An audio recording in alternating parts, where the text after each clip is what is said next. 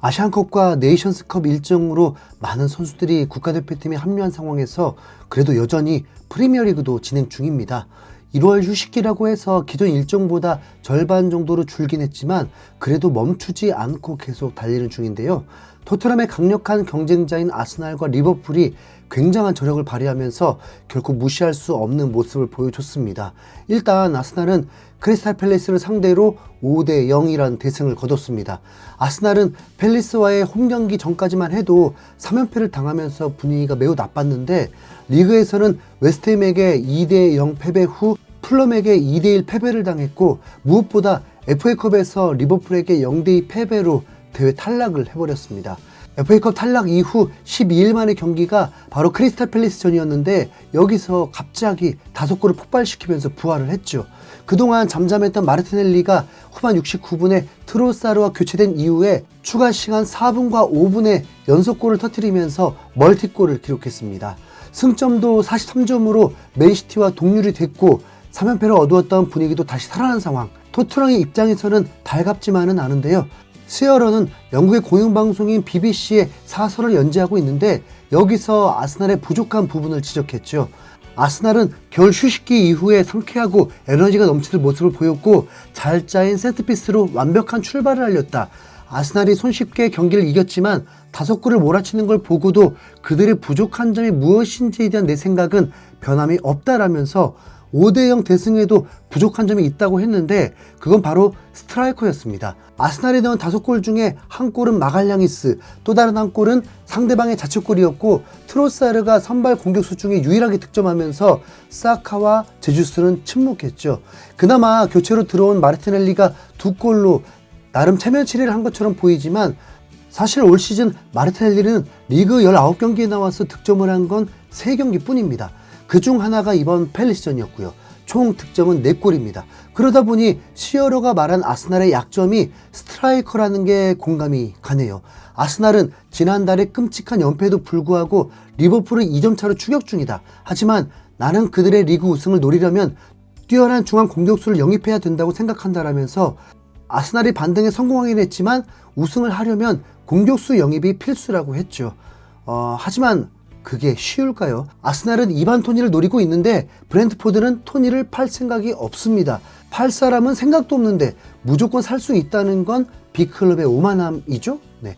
그러면서 시어러는 우승에 도전할 수 있는 다른 팀들을 쭉 언급했는데 놀랍게도 여기에 토트넘이 있었습니다. 시어러가 생각한 우승 경쟁팀은 단 4개, 아스날, 맨시티, 리버풀 그리고 토트넘인데요.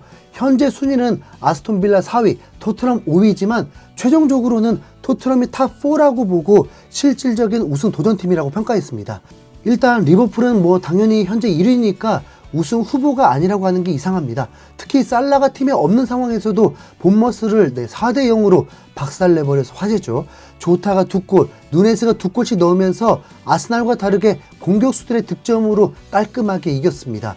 스카이 스포츠 해설자인 캐러건은 나는 오웬, 수아레스, 토레스, 파울러 같은 선수들과 함께 뛰어봤는데 그 중에서 조타가 가장 뛰어난 피니셔라고 생각한다라면서 조타가 레전드 공격수들보다도 더 뛰어나다는 극찬 중에 극찬을 해버렸습니다.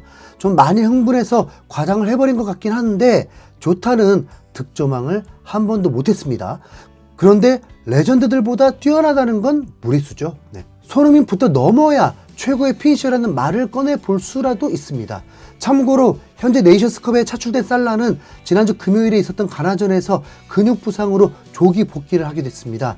부상이 생각보다 훨씬 심각한 듯한데 스카이 스포츠의 보도에 의하면 리버풀 구단과 20대 축구협회가 협의 끝에 살라를 조기 복귀시키기로 했다네요. 살라의 에이전트인 라미 아바스가 말하기를 살라의 부상은 처음 생각했던 것보다 더 심각하다. 살라는 2경기에만 빠지는 게 아니라 3주에서 4주 정도 결장할 것이다 라면서 거의 2월 말까지 살라가 돌아올 수 없다는 비상 소식을 전했습니다. 사실 리버풀이 4대 0으로 대승을 한 것도 상대가 본머스였기 때문이지 살라 없어도 엄청 세다는 건 아니거든요. 거기다가 리버풀은 카라바오컵, FA컵도 있고 2월 초부터 첼시와 아스날을 만나서 휴식 시간도 별로 없습니다.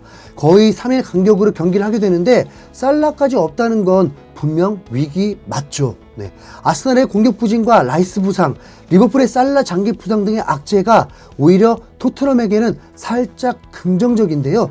아까 봤던 시열의 토트넘 평가를 자세히 보면 토트넘도 멀리 있지 않다. 지난주 올드 트래포드에서 원하는 승리를 거두지는 못했지만 맨유보다 훨씬 더 나은 모습을 보였다. 메디슨이 1월 말 전에 부상에서 복귀한다고 하는데 그렇다면 지금보다 더 좋아질 것이다. 손흥민의 아시안컵 차출은 타격이지만 계속해서 발전할 것으로 예상된다라면서 토트넘의 미래를 매우 긍정적으로 봤습니다.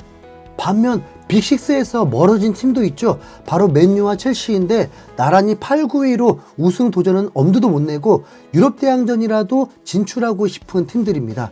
그나마 첼시는 유망주들을 영입하면서 장기적인 관점에서 가능성이라도 있지, 맨유는 테나 감독이 부임한 이후에 영입까지 거의 다 실패라서 미래조차 매우 불투명한 상황입니다. 오죽하면 맨유의 오랜 레전드가 나서서 맨유 이적생들과 테나 감독을 비판했을까요? 맨유의 역사상 첫 번째 3관왕을 이끈 레전드 공격수인 드와이트 요크는 최근에 맨유를 향해서 작심 비판을 쏟아냈는데요. 참고로 이 선수는 98-99 시즌 맨유에서 리그 우승, FA컵 우승, 챔스 우승을 이끌었고 동시에 리그 득점왕과 챔스 득점왕을 모두 차지한 괴물 공격수였습니다. 이런 맨유의 레전드 요크가 푸티 어큐뮬레이터라는 한 베팅 업체와 함께 꽤나 긴 인터뷰를 했습니다. 모든 내용을 다룰 순 없지만 손흥민을 자주 언급한 부분이 있어서 그 부분만 한번 자세히 보려고 합니다. 일단 인터뷰의 시작부터 내가 지금 맨유를 맡아서 선수 3명을 영입할 수 있다면 나는 오시멘, 사네, 손흥민을 영입할 것이다 라면서 이게 자기가 생각하는 이상적인 쓰리톱이라고 극찬을 해줬습니다. 이때부터 뭔가 심상치 않았는데 요크는 현재 리그에서 최고의 스트라이커가 손흥민이라는 평가도 곁들였습니다. 질문자가 현재 리그 최고의 공격수가 아스톤빌라의 올리 와킨스냐고 물었는데 요크가 손흥민이라고 한 겁니다. 나는 현재 폼으로 리그 최고의 스트라이커를 고르라면 손흥민이 와킨스보다 앞선다고 본다라면서 손흥민을 엄청나게 높게 평가해줬는데요. 실질적으로 손흥민을 영입했으면 좋겠다는 구체적인 바람까지 표현했습니다. 현재 공격수인 호일룬의 경험 부족을 지적하면서 도움을 줄 수 있는 경험 있는 베테랑을 꼭 영입해야 한다고 했죠. 하지만 벤제마는 너무 나이가 많기 때문에 큰 도움이 안 될 거라고 하면서 맨유는 손흥민 같은 선수를 영입해야 한다. 그는 팀의 변화를 가져올 수 있는 선수다라면서 손흥민이 경험과 능력을 고루 갖추고 있는 최우선 영입 목표라고 했습니다. 과거 퍼거슨이 반페르시 영입을 성공했듯이 손흥민을 영입하면 성공할 거라고 했죠. 엔지 감독이 이끄는 토트넘이냐, 선배 박지성이 있었던 맨유냐. 와, 진짜 굉장히 어려운 선택이 될 것 같은데요.